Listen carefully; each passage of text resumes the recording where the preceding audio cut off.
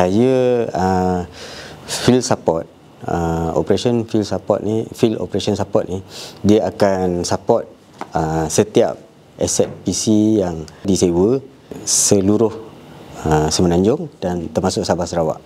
Zaman saya baru masuk kerja tu, saya ingat Petronas, saya ada projek, saya kena duduk kat Paka selama berapa tahun.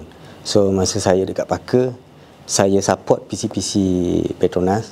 Sebab kalau Petronas, kita nak buat kerja, katakan kerja kita tu ada spesifik kerja. Dia kerja, dia pakai PowerPoint, Word dengan Excel, calculator dengan notepad.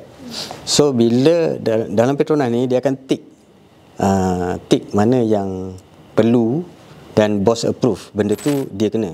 So bila dia dah tick, bila dia login, dia akan dapat tu je.